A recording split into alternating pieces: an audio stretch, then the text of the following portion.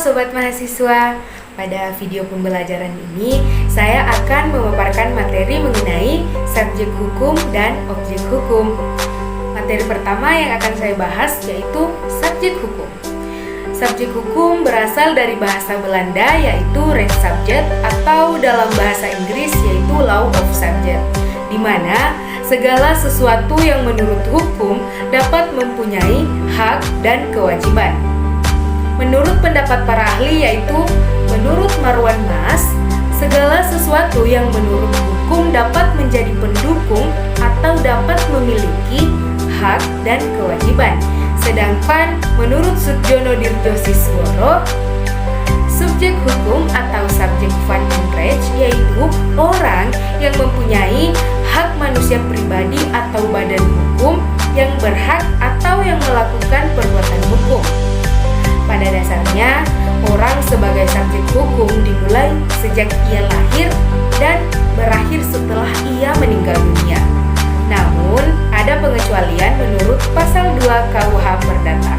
Selanjutnya, subjek hukum terdiri dari dua bagian, yaitu manusia dan badan hukum. Yang pertama yang akan kita bahas yaitu manusia, atau diistilahkan dengan naturally person.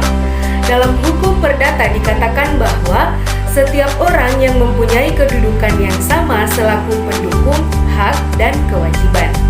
Pada prinsipnya, orang sebagai subjek hukum dimulai sejak lahir hingga meninggal dunia dan bahkan sebelum lahir pun sudah dianggap sebagai subjek hukum berdasarkan pasal KUH Perdata. Pasal 2 KUH Perdata berbunyi, anak yang ada dalam kandungan seorang perempuan dianggap telah lahir setiap kali kepentingan si anak ini menghendakinya. Bila telah mati sewaktu ia dilahirkan, dia tidak dianggap pernah ada.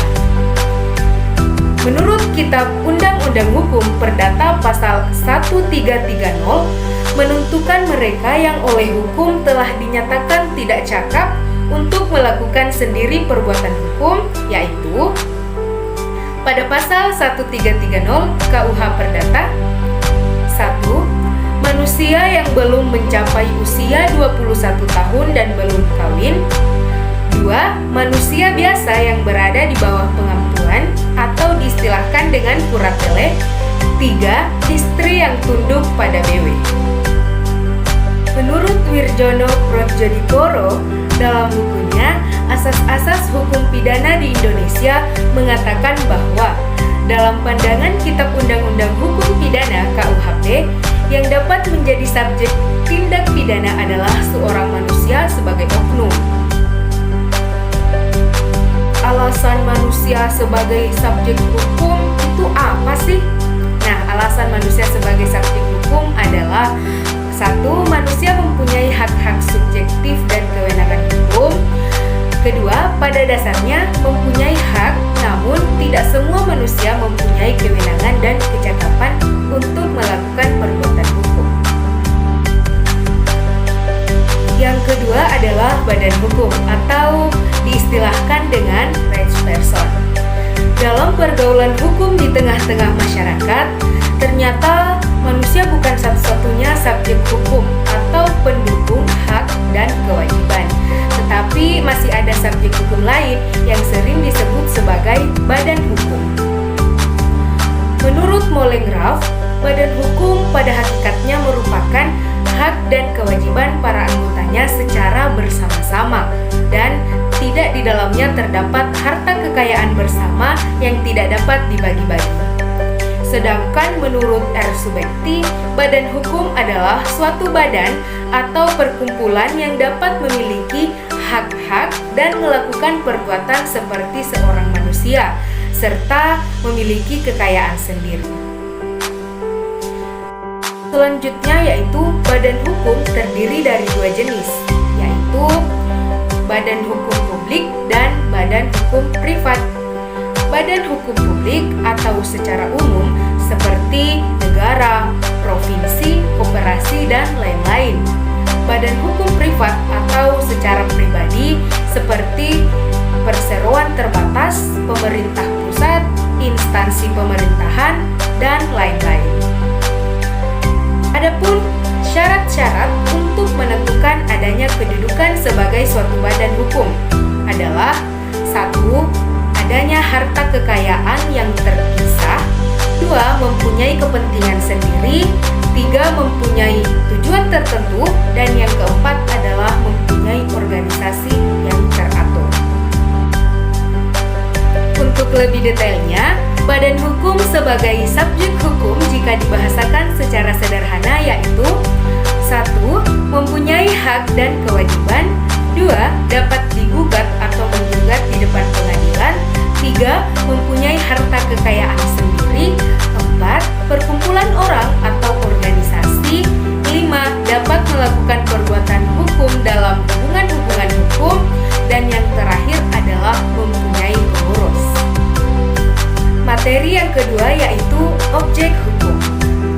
Menurut Sukjono Dirjosisworo, objek hukum adalah segala sesuatu yang berguna bagi subjek hukum atau manusia atau badan hukum, dan yang dapat menjadi pokok suatu perhubungan hukum karena sesuatu itu dapat dikuasai si subjek hukum. Sedangkan menurut Hainur Ar-Rasyid, objek hukum adalah segala sesuatu yang berada dalam pengaturan hukum dan dapat dimanfaatkan oleh subjek hukum, manusia, dan badan hukum berdasarkan hak dan kewajiban objek hukum yang bersangkutan. Jenis objek hukum berdasarkan pasal 503 sampai 504 KUH Perdata, yaitu 1. Benda bergerak. Benda yang menurut sifatnya dapat berpindah sendiri ataupun dapat dipindahkan. Benda bergerak karena sifatnya yaitu seperti meja, mobil, motor, dan lain-lain. Benda bergerak karena ketentuan undang-undang, contohnya wesel, cek, saham, obligasi, dan sebagainya. Dan hak kekayaan intelektual seperti hak cipta, merek, dan indikasi geografis, tata letak dan sirkuit terpadu, desain industri, dan rahasia dagang. 2. Benda tidak bergerak adalah tanah dan segala apa yang melekat di atasnya, serta benda bergerak yang karena sifatnya dimasukkan dalam kategori benda tidak bergerak, seperti kapal laut dan pesawat terbang. Penyerahan benda dilakukan dengan penyerahan secara yuridis. Benda tidak bergerak karena sifatnya yaitu di mana tidak dapat berpindah dari satu tempat ke tempat yang lain atau biasa dikenal dengan benda tetap. Benda tidak bergerak karena ketentuan undang-undang yaitu segala hak atau penagihan yang mengenai suatu benda yang tak bergerak, seperti kapal dengan bobot 20 m², atau dalam pasal 314 KUH Perdata. Meskipun menurut sifatnya itu tidak dapat dipindahkan. Benda tidak bergerak karena tujuannya yaitu tujuan pemakaiannya, yakni segala apa yang meskipun tidak secara sungguh-sungguh digabungkan dengan tanah atau bangunan untuk mengikuti tanah atau bangunan itu untuk jangka waktu yang agak lama, seperti mesin-mesin dalam suatu pabrik. Selain itu, ada juga jenis objek hukum dua lainnya loh, yaitu benda berwujud dan benda tidak berwujud.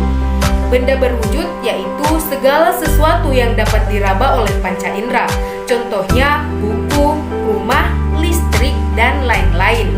Benda tidak berwujud adalah segala macam hak, contohnya hak cipta, hak merek, hak bunga, dan lain-lain. Ciri pokok hak kebendaan menurut Sri Sudewi Masjon Sofyan. Hak kebendaan merupakan hak yang mutlak, yaitu dapat dipertahankan kepada siapapun juga. Mempunyai Zopgevoel atau droit de suite atau hak yang mengikuti, yang berarti bahwa hak itu terus mengikuti orang yang mempunyainya. Sistem yang terdapat pada hak kebendaan adalah mana yang lebih dulu terjadi tingkatannya lebih tinggi dari yang terjadi kemudian. Gugatan dalam hak kebendaan dapat dilaksanakan terhadap siapapun juga yang mengganggu haknya. Kemungkinan untuk memindahkan hak kebendaan dapat secara sepenuhnya dilakukan. Mempunyai droit de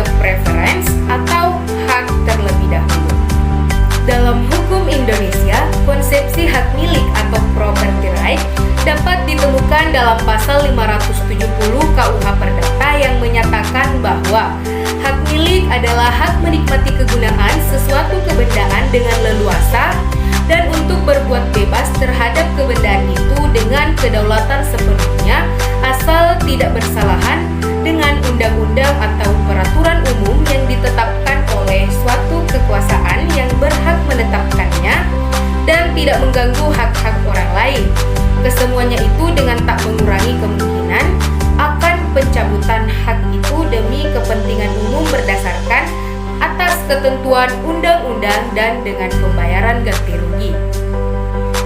Sistem hukum kebendaan terbagi menjadi 3, yaitu 1. Asas konstitusional merupakan landasan yuridis Undang-Undang Dasar tahun 1945 terdiri dari pembukaan dan batang tubuh yang satu dengan lainnya saling berkaitan erat. Asas yang kedua yaitu asas idil merupakan dasar dari segala hukum karena landasan idil atau Pancasila merupakan dasar negara dan juga sumber dari segala sumber hukum. Asas yang ketiga yaitu asas politis.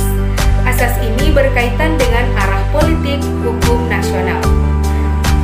Sobat mahasiswa, sebelum saya menutup video pembelajaran ini, saya punya satu prinsip untuk kalian semua, yaitu tidak ada kata terlambat untuk belajar, tidak ada kata terlambat untuk mengeksplor diri kita masing-masing sehingga kita dapat berkembang dan tidak stuck di situ-situ saja. Cukup sekian pemaparan dari saya. Bila ada kesalahan, mohon dimaafkan. Bila ada perasaan,